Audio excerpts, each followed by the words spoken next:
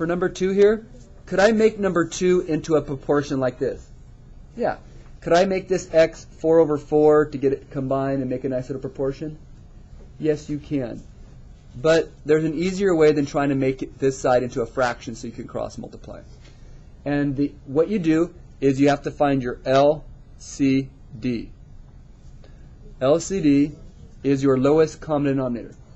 So look at 4 and 2x.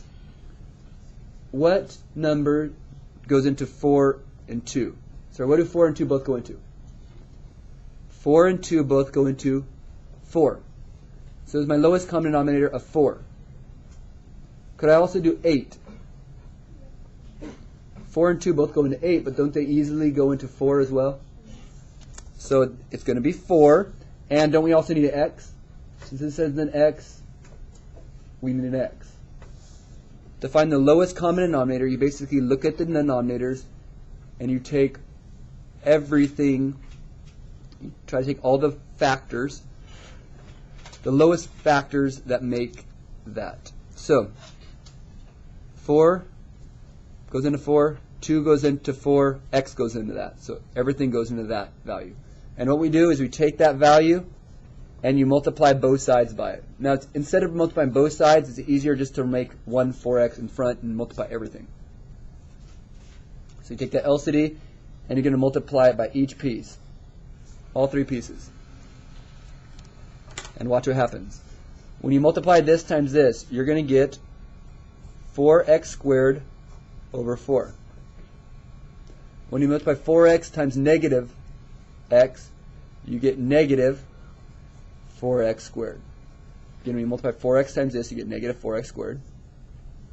When you multiply 4x times this, you get 12x over 2x.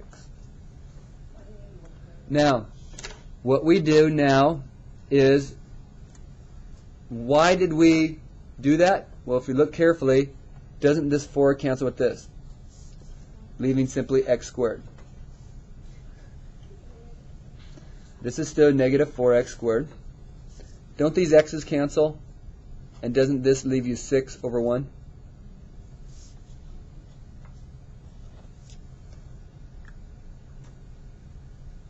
What I did, if I take the LCD and multiply everything by it, look what happens. Basically, all the fractions disappear. That's the cool thing about the LCD. If you take it, multiply everything by it, all the fractions vanish. It's very slick. When you combine these two, I now have negative 3x squared equals 6. To solve it, I divide by negative 3. This one's a little bit easier solver. X squared equals negative 2. How do you get rid of x squared? You square root. Oh.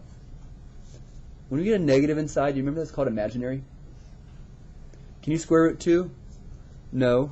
But you got to remember there's plus or minus, and it's going to be I square root 2. Remember when there's a negative inside, you pull an I out, and you got your square root 2 left over. That is your answer. 2 imaginary answers. A I square root 2 and a negative I square root 2.